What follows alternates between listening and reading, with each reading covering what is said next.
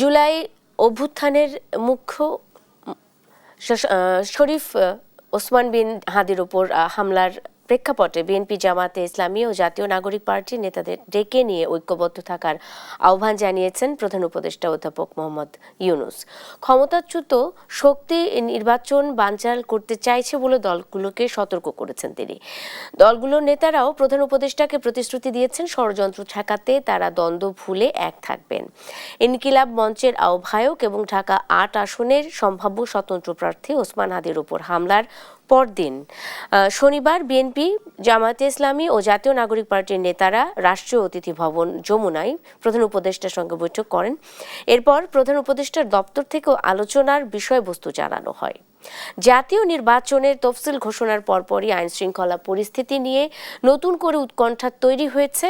নির্বাচনকে সামনে রেখে দেশের আইন শৃঙ্খলা পরিস্থিতি কোন দিকে মোড় নিচ্ছে, নির্বাচন বাধাগ্রস্ত করার চেষ্টা কতটা জোরালো এবং অবৈধ অস্ত্রের ব্যবহার নিয়ে শঙ্কার মাত্রা কতটুকু।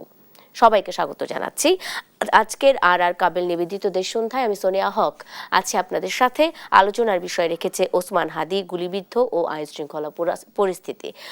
মোটামুটি এই সব বিষয়গুলো নিয়ে আজকে আলোচনা করব এবং আলোচনার জন্য আজকে আমাদের সাথে যুক্ত হয়েছেন ডক্টর সিদ্দিকুর রহমান খান, অধ্যাপক ও ডিন, ঢাকা বিশ্ববিদ্যালয়। তিনি যুক্ত হয়েছেন আমাদের সাথে আছেন ফরিদুল হক, যুগ্ম সদস্য সচিব, জাতীয় নাগরিক পার্টি এনসিপি। দুজনকেই স্বাগত জানাচ্ছি। এবং যেমনটা বলছিলাম, আসলে জাতীয় নির্বাচনের আগে তফসিল ঘোষণা হয়েছে। তফসিল ঘোষণা গত পরশু দিন হয়েছে এবং গতকালই আমরা একটা মর্মান্তিক এবং ন্যাক্কারজনক আক্রমণের শিকার হয়েছেন ওসমান হাদি, আমরা সেটা দেখেছি। সেটি নিয়ে আমরা আলোচনা করেছি গতকালই। এবার এরপরে আসলে কি এই বিষয়গুলো নিয়ে আলোচনাতে আমরা যেতে চাই। ফরিদুল হক, আপনাকে দিয়েই আলোচনাটা শুরু করতে চাই, যেহেতু আপনারা এবার ইলেকশনের জন্য প্রস্তুতি নিচ্ছেন এবং গণসংযোগ বা জনগণের কাছে যাওয়া বা ক্যাম্পেইনিংয়ে যে বিষয়গুলো রয়েছে, সেক্ষেত্রে আপনাদের নিরাপত্তারও একটা বিষয় জড়িয়ে গেছে এই নির্বাচনটির সাথে সাথে। রাজনৈতিক দলগুলোকে মানে ওসমান হাদির ওপরে যেই হামলা, এটি আসলে রাজনৈতিক দলগুলোকে কি বার্তা দিয়ে গেল বলে মনে হয় আপনার কাছে? জি, ধন্যবাদ আপনাকে, সম্মানিত সহ আলোচক এবং দর্শকদেরকে শুভেচ্ছা। ওসমান হাদির উপরে হামলার পেছনে রাজনৈতিক দল না, কয়েক ধরনের বার্তা আছে এখানে। প্রথমত ধরেন, এটা এক ধরনের বার্তা হচ্ছে এরকম যে এই হামলাটা দিয়ে দেখা যে আমরা যারা জুলাই পক্ষ ছিলাম তাদের মধ্যে বিভাজনটা কোন মাত্রায় গিয়েছে। এটা একটা টেস্ট কেস। সো এটা একটা ব্যাপার ছিল। আরেকটা ব্যাপার হচ্ছে যে আপনার ধরেন এই হামলাটা যে মানে ঘটলো, এই হামলার যে মডেলটা, এটা খুব ইন্টারেস্টিং না, মানে এটা খুব ভয়াবহ। এই হামলার মডেলটা আমাদেরকে আলাদাভাবে বুঝতে হবে। আপনি খেয়াল করেন যে এখন পর্যন্ত মিডিয়ার মাধ্যমে আমরা যাকে প্রধান সন্দেহভাজন হিসেবে পাচ্ছি, সে হচ্ছে ছাত্রলীগ করত, ছাত্রলীগের একটা মহানগর পর্যায়ের নেতা ছিল। ডাকাতি করতে গিয়ে সে অ্যারেস্ট হয়েছিল এবং পরবর্তীতে তাকে জামিন করানো হয়েছে হাইকোর্ট থেকে। এগুলোর বাইরেও এগুলো আমাদের ধরেন আলোচ্য বিষয়, কিন্তু একটা জিনিস আমরা খুব কম আলাপ করেছি এটার মধ্যে, যে মডেলে হামলাটা হয়েছে। এই লোক কিন্তু, কিংবা এই হত্যাকারী কিংবা এই খুনি, সে ওসমান হাদির সাথে যুক্ত ছিল। তার প্রচারণায় সে অংশ নিয়েছে, তার কালচারাল সেন্টারে গিয়েছে, ওইখানের প্রোগ্রামে সে অংশ নিয়েছে, তার সাথে থেকে গুলি করে বেরিয়ে গেছে। এই যে মডেলটা, এটা কিন্তু একটা বিশেষ ধরনের মডেল। পৃথিবীতে এই ধরনের মডেল আমরা গত কয়েক দশকে দুইটা জায়গায় অন্তত দেখেছি। এটার ভিতরে একটা সিমিলারিটিজ আছে। একটা হচ্ছে গাজাতে, আর হচ্ছে কাশ্মীরে। গাজাতে এই কাজ করে হচ্ছে ইসরায়েলের বাহিনী মোসাদ, এবং কাশ্মীরে করে এটা র। আমরা জানি যে মোসাদ এবং র দুইটা হচ্ছে বন্ধু। এরা দীর্ঘ 70-75 বছর ধরে এরা বন্ধুত্বপূর্ণভাবে তাদের কোলাবোরেটলি তাদের কাজগুলো করে। এবং আমরা খুব পরিষ্কারভাবে জানি, আমরা যারা এখানে ইন্ডিয়ান আধিপত্যবাদের বিরুদ্ধে, দিল্লির আধিপত্যবাদের বিরুদ্ধে আমরা যারা লড়াই করতেছি, আমরা এটা পরিষ্কারভাবে জানি যে এইখানে রয়ের শিকড় কত ভেতর পর্যন্ত। এবং এই যে একটা মানে কিলারকে ট্রেন্ড করা, তাকে শুটারে তৈরি করা এবং দুইটা চলন্ত গাড়ির ভেতরে গুলি করে আবার ওইখান থেকে পালিয়ে যেতে পারা, এবং পুরো 24 ঘন্টা পার হয়ে যাওয়ার পরেও এখন পর্যন্ত তাকে ট্রেস করতে না পারা, এটা পরিষ্কারভাবে বোঝা যায় যে এটা একটা খুবই পরিকল্পিত একটা টার্গেট কিলিং।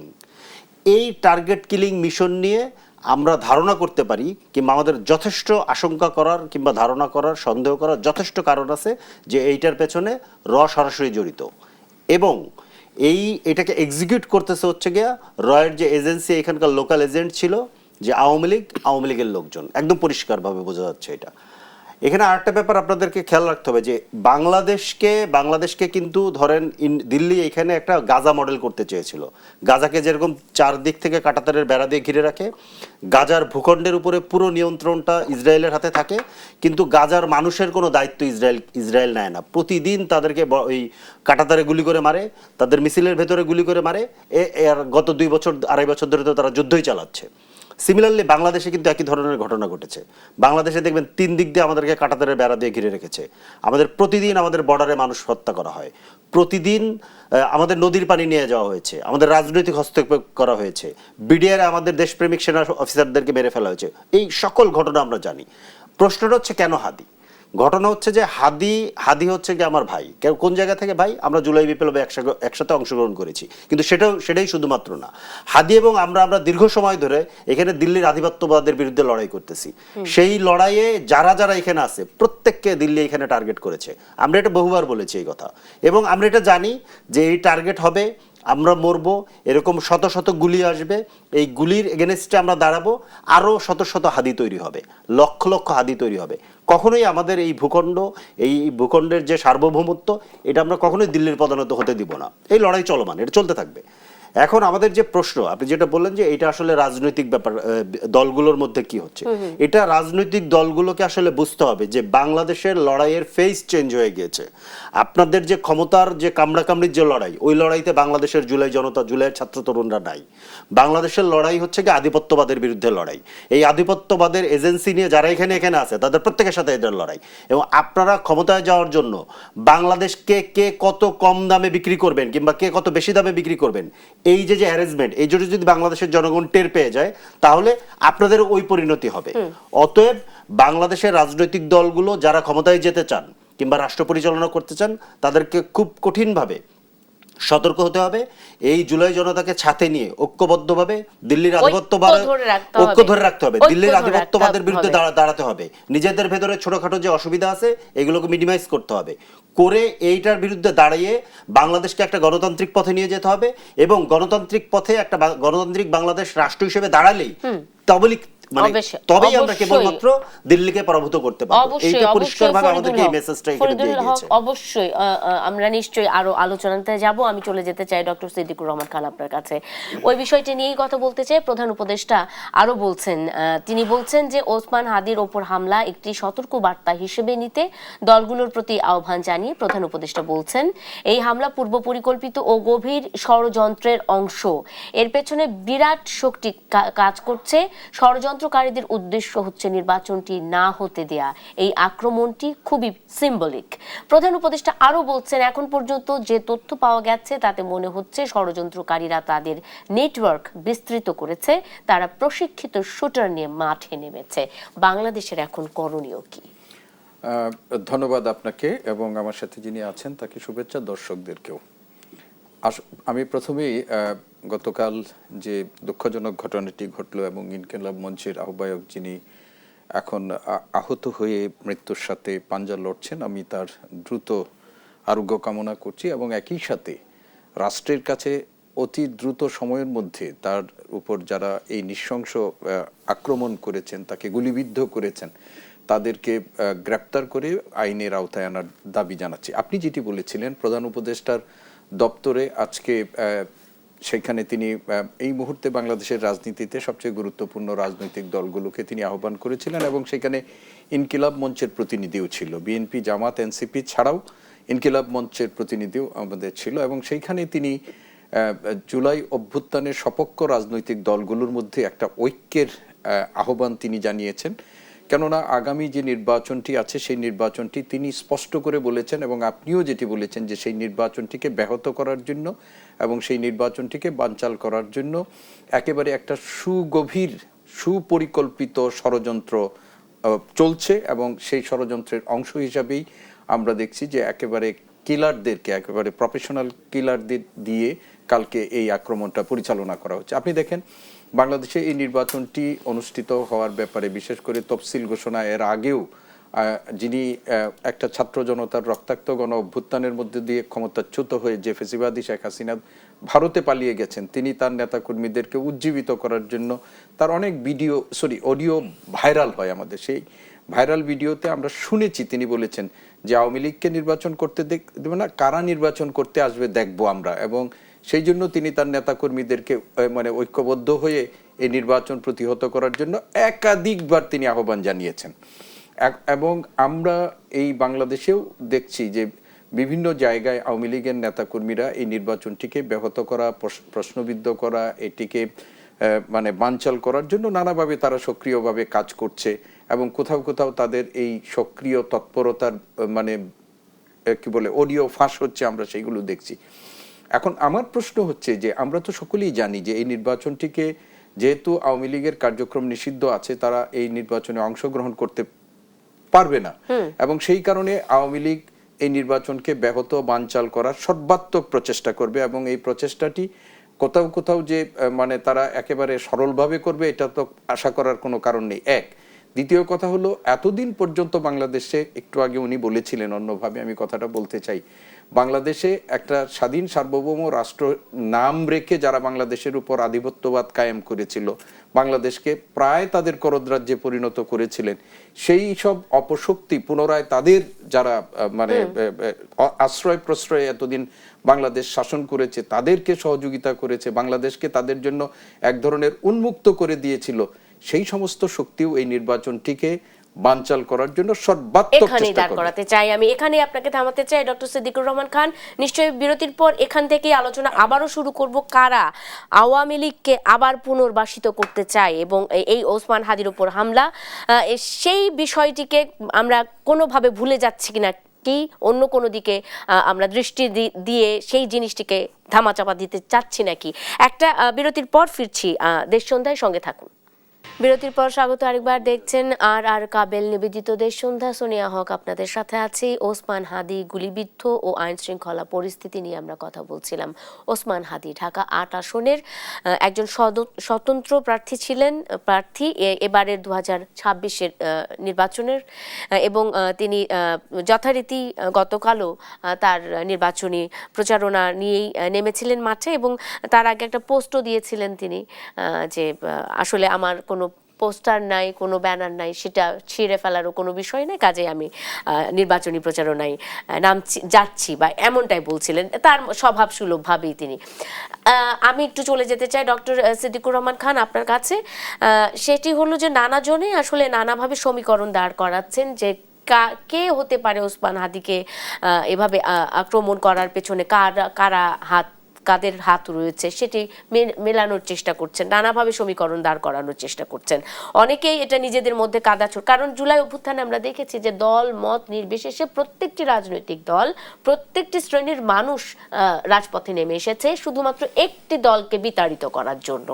সেই ক্ষেত্রে এখন যখন নিজেদের মধ্যে কাদা ছোড়াছড়ি হচ্ছে, মানে এটাকে আসলে জুলাই অভ্যুত্থানের যে বিষয়টি রয়েছে সেই জায়গাটাতেই আঘাত করা হচ্ছে কিনা, কি মনে হয় সিদ্দিকুর রহমান? দেখুন, আমরা দীর্ঘদিন ধরেই বলছিলাম এবং অনেকেই দীর্ঘদিন ধরেই বলছিল যে আওয়ামী লীগ 15 বছরের বেশি সময় ধরে বাংলাদেশে একটা ফেসিবাদী ব্যবস্থা কায়েম করেছিল, এবং শুধুমাত্র দেশে না, দেশের বাইরেও তাদের খুব শক্তিশালী মিত্র আছে। অতএব আওয়ামী লীগ বাংলাদেশের রাজনীতিতে নিজেদেরকে পুনর্বাসিত করার জন্য সোজা পথে আসার এই মুহূর্তে তাদের কোনো সুযোগ নেই, ফলে বাঁকা পথে আসার জন্য তারা সর্বাত্মক চেষ্টা করবে এবং তাদের মিত্ররা সেইভাবে তাদের সহযোগিতা করবে। একটু আগে আমার সহ আলোচক যিনি ফরিদুল হক, তিনি বলেছেন কথাগুলো, আমিও সেইগুলোর কিছুটা পুনরাবৃত্তি করেছি। কিন্তু দুঃখজনক হচ্ছে যে দেখেন, আমাদের যে একটা রক্তক্ষয়ী গণ অভ্যুত্থান হয়েছে, 69-এ আমাদের গণ অভ্যুত্থান হয়েছে, 90-এ গণ অভ্যুত্থান হয়েছে, 24-এ গণ অভ্যুত্থান হয়েছে, এই গণ অভ্যুত্থানটা কিন্তু একটু হলেও আমি মনে করি যে ব্যতিক্রমী। এত মানুষের আত্মত্যাগ, এত মানুষের জীবন উৎসর্গ করা, এত মানুষের পঙ্গুত্ব বরণ করা, আমরা আশা করেছিলাম এইবার গণ অভ্যুত্থানের পর অভ্যুত্থানের শক্তি যারা আছে বা সপক্ষ শক্তি হিসাবে আমাদের ক্রিয়াশীল রাজনৈতিক দলগুলো, তারা বোধহয় একটা পরিবর্তনের মধ্য দিয়ে যাবেন এবং অভ্যুত্থানের মধ্য দিয়ে ক্ষমতাচ্যুত যে শক্তি, সেই শক্তি যেন পুনরায় বাংলাদেশে পুনর্বাসিত হওয়ার কোনো সুযোগ তারা তৈরি না করতে পারেন সেই ব্যাপারে বোধহয় সবাই ঐক্যবদ্ধ থাকবেন, কিন্তু আনফরচুনেটলি আমরা সেটি দেখিনি। কয়েকটা পরিপ্রেক্ষিতে সাময়িক সময়ের জন্য ঐক্যবদ্ধ হয়েছে, এবং আপনি দেখেন যে যখন এই আওয়ামী লীগ বাংলাদেশকে একটা সাম্প্রদায়িক অস্থিতিশীল রাষ্ট্রে পরিণত করার জন্য ভারত যখন অব্যাহত, তখন কিন্তু ঐক্যবদ্ধ হয়েছিল এবং সেগুলো প্রতিহত করা গেছে। কিন্তু এরপরে যত নির্বাচনটি ঘনিয়ে আসছে, নানা প্রশ্নে, আপনি জুলাই সনদ প্রণয়ন থেকে শুরু করে নানা প্রশ্নে তাদের মধ্যে যে দৃশ্যমান বিভক্তিটা হয়েছে, সেই বিভক্তিটা পরাজিত যে শক্তি, বিতাড়িত যে শক্তি, তাদেরকে এক ধরনের উৎসাহিত করেছে, নতুনভাবে তাদেরকে সংগঠিত হওয়ার ক্ষেত্রে এক ধরনের উৎসাহ তাদের জুগিয়েছে, এবং তাদের যারা আন্তর্জাতিক মদতদাতা আছেন তাদেরও হয়তো নতুনভাবে মানে শক্তি জুগিয়েছে। এবং গতকালের যে হাদির যে ঘটনা, এই হাদির ঘটনার পরিপ্রেক্ষিতে আজকে এই রাজনৈতিক দলগুলোর সাথে প্রধান উপদেষ্টার যে বক্তব্য, সেই বক্তব্যের মধ্যে দিয়ে কিন্তু আপনি প্রত্যক্ষ পরোক্ষভাবে তিনি সেই কথাগুলো বলেছেন, এবং আমি মনে করি যে এই কথাগুলো যথার্থ। এবং আজকে এই রাজনৈতিক দলগুলোর মধ্যে বিএনপি, জামাত, এনসিপি, ইনকিলাব মঞ্চ, তারা যে এখানে গিয়েছেন এবং বাংলাদেশে এই পরাজিত শক্তির যে কোনো ষড়যন্ত্র মোকাবেলায় তারা যে ঐক্যবদ্ধ হয়ে কাজ করার একটা অঙ্গীকার করেছেন, নিজেদের মধ্যে ভেদাভেদ, আমি বিশ্বাস করতে চাই এটা শুধুমাত্র কথার কথা থাকবে না, মানুষের সামনে তারা, মানুষের কাছে যে অঙ্গীকার তারা ব্যক্ত করেছেন, আগামী দিনের যে চ্যালেঞ্জ, সেই চ্যালেঞ্জ মোকাবেলায় তারা ঐক্যবদ্ধভাবে কাজ করবে, এবং যদি হয় তাহলে পরাজিত শক্তির এই অপচেষ্টা এটা রোধ করা যাবে। এবং বারবার বলা হচ্ছে যে ঐক্যবদ্ধ থাকতে না পারলে কোনো নিরাপত্তায় আসলে কাজে আসবে না, কারণ পুলিশের বিষয়টি অত্যন্ত স্পর্শকাতর একটা বিষয়। পুলিশ একটা নির্দিষ্ট সময় পর্যন্ত ট্রমার মধ্যে ছিল, এটা আমরা নিজেরাও জানি যে পুলিশের আইনশৃঙ্খলা পরিস্থিতি আরো বেশি উন্নত হওয়া দরকার। ফরিদুল হক, আপনার কাছে আলোচনায় চলে যেতে চাই। এবারে নির্বাচনটা আসলে এমনিতেই অনেক দিক থেকে চ্যালেঞ্জিং ছিল, অনেক কিছুকে সামলে আমাদেরকে নির্বাচনে অংশ গ্রহণ করতে হবে বা অংশ নিতে হবে বা নির্বাচন করতে হবে, এমনটা আমরা ধরেই নিয়েছিলাম।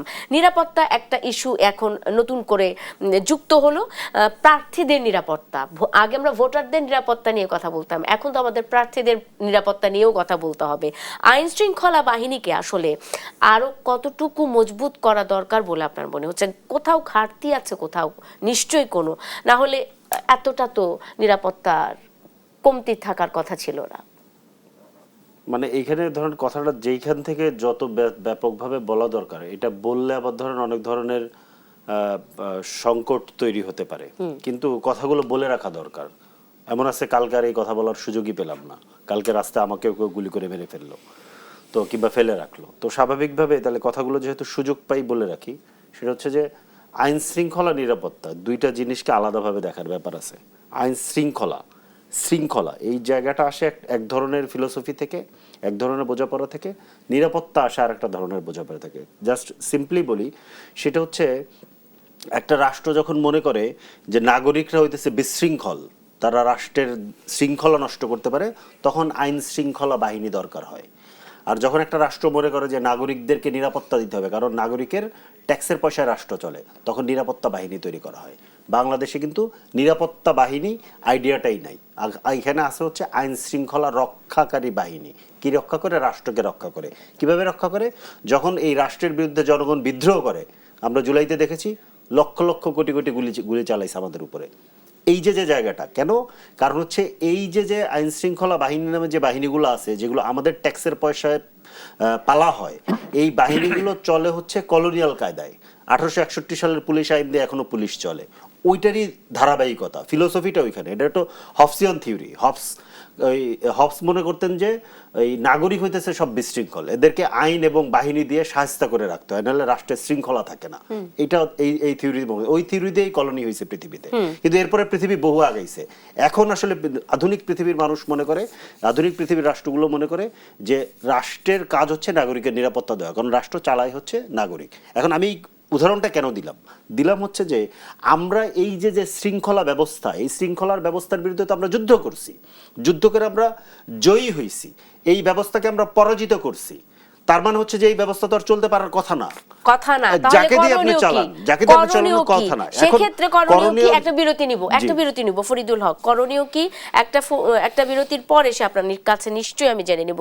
দর্শক, আর কাবেল নিবেদিত দেশ সন্ধ্যা একটা বিরতি নিয়ে ফিরছি, সঙ্গে থাকুন। বিরতির পর স্বাগত আরেকবার। দেখছেন আর কাবেল নিবেদিত দেশ সন্ধ্যা, সোনিয়া হক আপনাদের সাথে আছি। ওসমান হাদির গুলিবিদ্ধ ও আইন শৃঙ্খলা পরিস্থিতি এ নিয়ে কথা বলছিলাম আমরা। আমার অতিথিরা যুক্ত আছেন। চলে যেতে চাই ফরিদুল হক আপনার কাছে, কারণ বিরতিতে যাবার আগে আইন শৃঙ্খলা পরিস্থিতি নিয়েই আপনি কথা বলছিলেন। নির্বাচন পর্যন্ত আসলে এই আইন শৃঙ্খলা পরিস্থিতি আমরা কেমন দেখতে যাচ্ছি বলে আপনার মনে হয়, ফরিদুল হক? জি, মানে এটা হচ্ছে যে কেমন দেখতে যাচ্ছে এটা তো আমরা কিছুটা ধারণা করতে পারতেছি। আমাদের করণীয় জায়গাটা আসলে গুরুত্বপূর্ণ, যেহেতু সময় কম। করণীয় জায়গাটা মানে আপনার এখানেও সময় কম, নির্বাচনের আগেও আমাদের সময় কম। আমি এটা আরো কয়েক জায়গায় বারবার বলেছি যে আজকে যে ডায়ালগটা প্রধান উপদেষ্টা শুরু করলেন, ওনার যেটা প্রবলেম সেটা হচ্ছে একটা ঘটনা ঘটার পর উনি ডায়ালগগুলো করেন, প্রিঅ্যাক্টিভ হন না, মানে প্রোঅ্যাক্টিভ হন না। ঠিক আছে, এইটা একটা ধরেন মানে প্রবলেমের জায়গা। আমি বারবার বলছিলাম যে আমাদের যেটা বারবার আলাপে আনার চেষ্টা করা হচ্ছে যে আমাদের নাকি কি বলে ওই যে লেভেল প্লেইং ফিল্ড লাগবে। আমাদের লেভেল প্লেইং ফিল্ডের জায়গায় আমরা নাই, আমরা ওই জায়গাতে নাই। বাংলাদেশ হচ্ছে গিয়া মানে এর থেকে আরো অনেক বড় জায়গার মধ্যে আছে, আরো অনেক ভয়াবহ পরিস্থিতির মধ্যে বাংলাদেশ আছে। আমাদেরকে আসলে ফেয়ার প্লে রুলস সেট করতে হবে। মানে ধরেন আমাকে যদি কালকে কেউ গুলি করে, ইভেন আমাকে যদি মেরেই ফেলে, তাহলে কি বিএনপির প্রার্থীর বিরুদ্ধে আমাদের দলের লোকজন ইয়ে করবে, কি বলে অভিযোগ করবে সাথে সাথেই উইদাউট মানে এনি এভিডেন্স? এটা তো করতে পারবে না। তো এই যে জায়গাগুলো, কিংবা আমার দলের লোকেরা যখন প্রচারণা করতে নামবে, জামাতের লোকেরা কি আমার দলের লোককে বাধা দিবে, কিংবা বিএনপির লোক কি জামাতের লোককে বাধা দিবে? এই যে জায়গাটা, এইটা আসলে আমাদের নিজেদের বসে সেট করে একটা ফেয়ার প্লে রুলস সেট করতে হবে। এবং এই যে আইন শৃঙ্খলা ব্যবস্থাকে আমরা নিরাপত্তা ব্যবস্থায় পরিণত করতে পারলাম না। আমরা যেহেতু পুলিশ সহ অন্যান্য যে রিফর্মগুলো দরকার ছিল, এই রিফর্মগুলো আমরা করতে পারিনি। র্যাবকে বিলুপ্ত করা দরকার ছিল, ডিজিএফআই কে বিলুপ্ত করা দরকার ছিল। কারণ ডিজিএফআই গত কয়েক দশক ধরে আমরা দেখছি সে শুধুমাত্র হচ্ছে গিয়ে রাজনৈতিক দলগুলোর পিছনে লেগে থাকে, ওর অন্য কোনো কাজ নেই। ওর কাজ করার কথা বহিঃশক্তির থেকে যে আক্রমণের কিংবা যে ধরনের ষড়যন্ত্রের আশঙ্কা থাকে সেটাকে প্রোটেক্ট করার কথা হয়, সে আসলে আমাদের পেছনে লেগে থাকে প্রতিদিন। এখনো ডিজিএফআই ধরেন ফোনের উপরে রাখে আমাদেরকে। ডিজিএফআই এর কাজ তো আসলে আমার পেছনে আমার গোয়েন্দাগিরি করা না। আমার কাজ হচ্ছে আমাকে যদি ইয়ে করতে হয় তাহলে নিরাপত্তা বাহিনী আমাকে নিরাপত্তা দিবে, আর আমি যদি কোনো অন্যায় করি সেটার জন্য গোয়েন্দা বাহিনী আছে, দেশীয় গোয়েন্দা সংস্থাই এনাফ, এনএসআই পর্যন্তই এনাফ। তাহলে এই জায়গাগুলো কিন্তু আমরা রিফর্ম করতে পারিনি। তাহলে আমাদেরকে এই রিফর্ম করে একটা নিরাপত্তা ব্যবস্থার মধ্যে যাওয়া এবং হচ্ছে ফেয়ার প্লে রুলস সেট করা, যেটা শুধুমাত্র রাজনৈতিক ইচ্ছার ব্যাপার। এটা কিন্তু সরকার একা পারবে না। আমরা রাজনৈতিক দলগুলো সরকার উদ্যোগী হয়ে যদি করে, এই ডায়ালগগুলো যদি চালু রাখে, রাজনৈতিক সিদ্ধান্ত হলে আমরা যে কোনো কাজ করতে পারবো। একটা পুলিশ কমিশনের আইন করা হয়েছে। সাধারণত কমিশন করা হলে, কমিশন করা মানে হচ্ছে রুলস এবং রেগুলেশনের ভেতরে দুটো পার্থক্য আছে, বিধান এবং প্রবিধান বলে আর কি। তা রুলস হচ্ছে গিয়ে একটা অধিদপ্তর করে, সরকারের যে বিভিন্ন অধিদপ্তর থাকে না, তারা রুলস করে একটা আইনের অধীনে। আর কমিশনগুলোর কিন্তু আলাদা রেগুলেশন করার ক্ষমতা থাকে, ওইটা প্রায় আইনের প্যারালাল, ওটার জন্য আলাদা আইন দরকার হয় না। কমিশন করে দেওয়া মানে তার কাছে আপনি আইন করার এক ধরনের ক্ষমতা দিয়ে দিয়েছেন, মানে রেগুলেশন করার ক্ষমতা দিয়ে দিয়েছেন। পুলিশ কমিশন করা হয়েছে, পুলিশ কমিশনের কাছে রেগুলেশন করার ক্ষমতা নেই। তাহলে এই কমিশনটা কি কাজ করতেছে আমরা এটা বুঝতে পারতেছি। তার মানে হচ্ছে যে ওই আইন শৃঙ্খলা ব্যবস্থাকে, ওই আইন শৃঙ্খলা বাহিনীকে আমরা আগের জায়গাতে রাখতে চাই। র্যাব বিলুপ্তি নিয়ে কোনো আলাপ হয় নাই, ডিজিএফআই বিলুপ্তি নিয়ে কোনো আলাপ হয় নাই, এগুলো আমাদেরকে করতে হবে। এই জায়গাতে বাংলাদেশকে যদি আমরা নিতে না পারি এবং এইরকম সময় যদি আমরা না পারি, পরবর্তী অলরেডি সবাই ক্ষমতার কামড়াকামড়ির মধ্যে ঢুকে গেছে, কে কত বেশি আসন পাবে, আসন পাওয়ার জন্য এমনকি ধরেন যে আপনাকে ধরেন 1 বছর আগে গালি দিচ্ছে রাজাকার বইলা, আপনি তাকে নিয়ে ধরেন নমিনেশন দিয়ে দিচ্ছেন। এইটা হচ্ছে এই টাইপ অফ ধরেন অ্যাডামেন্ট একজন ক্ষমতায় যাওয়ার জন্য। কিন্তু বাংলাদেশ রাষ্ট্রকে একটা গণতান্ত্রিক দিকে নিয়ে যাওয়ার জন্য যে পরিমাণ সংস্কার দরকার এবং বাংলাদেশের গণতান্ত্রিক রূপান্তর করার জন্য যে ধরনের বন্দোবস্ত আমাদের করা দরকার, সেইটা নিয়ে পুরনো রাজনৈতিক দলগুলোর ভেতরে কোনো মানে ভ্রুক্ষেপ দেখা যাচ্ছে না। এটা খুবই আশঙ্কার। আমরা তাদেরকে বারবার সতর্ক করতে চাই যে এখনো জুলাইয়ের যে ছাত্র জনতা রাস্তায় নেমেছিল, এরা কিন্তু এখন আছে, এরা কেউ মারা যায় নাই। এটা 2, 4, 10, 1400, 1500 মানুষকে মেরে আপনি এদেরকে ঘরে ফেরাতে পারবেন না। অবশ্যই আপনাদেরকে এখানে আসতে হবে। অবশ্যই ফরিদুল হক, আমি যে চলে যেতে চাই ডক্টর সিদ্দিকুর রহমান খান, সময় খুবই কম। এক সময় তরুণরা আসলে রাজনীতিতে আসতে চাইতো না, তারা রাজনীতি পছন্দ করতো না, কিন্তু আমরা দেখেছি যে 24-এর অভ্যুত্থানের পর তরুণরা রাজনীতি সচেতন হয়েছে। 18 থেকে 80 পর্যন্ত প্রত্যেকেই এখন রাজনীতি সচেতন। কিন্তু এই এক ওসমান হাদির গুলিবিদ্ধ হওয়ার ঘটনাটি, এটি আসলে সেই তরুণ রাজনীতিবিদ যারা নতুন এসেছে রাজনীতিতে তাদের উপরে কি ধরনের ইম্প্যাক্ট ফেলছে? খুব সংক্ষেপে আপনার কাছ থেকে এই মানে প্রশ্নের উত্তরটি চাই। প্রথম কথা হলো যে আপনি বলছেন যে তরুণরা রাজনীতিতে আসতে চাইতো না, এটা পুরো বাংলাদেশের ইতিহাসের জন্য সত্য না, এটা খণ্ডিত অংশে। মানে আওয়ামী লীগের ফ্যাসিস্ট শাসন আমলে যে 1.5 দশকের সময়ে আপনি ছাত্র রাজনীতি, তরুণরা সাধারণত ছাত্র রাজনীতির সাথেই যুক্ত থাকে, সেই ছাত্র রাজনীতির যে ইতিহাস আপনি যদি দেখেন, যে সন্ত্রাসের ইতিহাস, যে সন্ত্রাসের কারণে সেই সময়কার আওয়ামী লীগের যে ছাত্র সংগঠনটি ছিল, তাদের রাজনীতি মানেই হলো গ্রেস্টরুমে ছাত্রদের ডেকে নিপীড়ন করা, নানাভাবে তাদের নির্যাতন করা, এটাই ছিল তাদের সাথে। ফলে ছাত্র সমাজের কাছে ছাত্র রাজনীতি এবং সন্ত্রাস একটা সমার্থক অবস্থানে চলে গিয়েছিল, এবং তাদের যে সন্ত্রাসী কর্মকাণ্ডের জন্য তারা নিষিদ্ধ হয়েছে। তো আজকের বাস্তবতায় এই মনোভাব পরিবর্তন হয়েছে, কেননা তারা বুঝেছে যে রাজনীতি মানেই সন্ত্রাস নয়।